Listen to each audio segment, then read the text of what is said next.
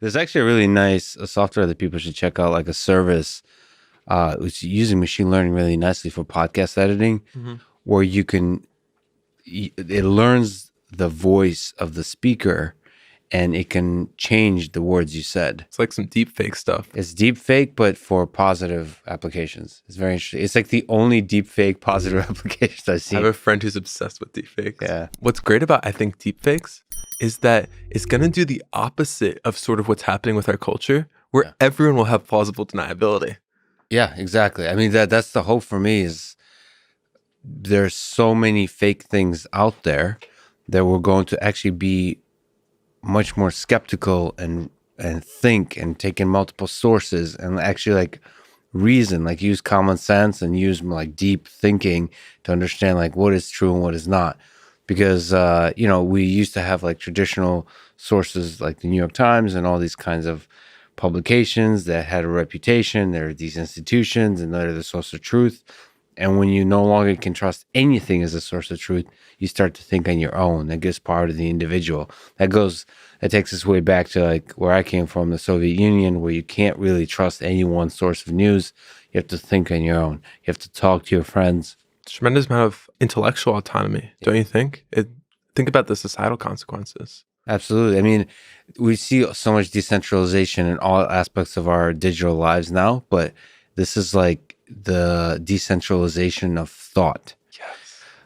You could say it's sadly, or I don't think it's sad, is decentralization of truth, where like truth is a clustering thing, where you have these like this point cloud of people just swimming around, like billions of them, and they all have certain ideas. And what's thought of as truth is almost like a clustering algorithm. When you just get a bunch of people that believe the same thing, that's truth. But there's also another truth, and there might be like multiple truths. And it would be like a battle of truths. Maybe even the idea of truth will like lessen its power in society, that there is such a thing as a truth. Because like the downside of saying something is true is it's almost the downside of what people like religious people call scientism, which is like once science has declared something as true, you can't no longer question it.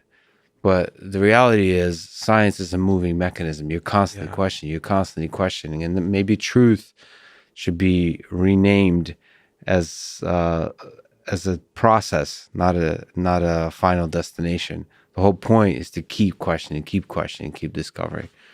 Kind of like we're going backwards in time. So like back when people were sort of finding their identities and we were less globalized, right? Like people would get together and they'd get together around common value system, common morals, and a common place.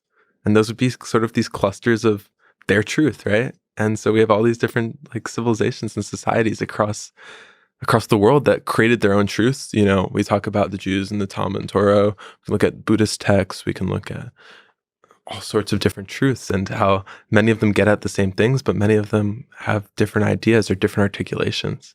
Harari and Sapiens rewinds that even farther back into like caveman times. That's the thing that made us humans special, is who can develop these clusters of ideas, hold them in their minds through stories, pass them on to each other, and it grows and grows. And finally, we have Bitcoin.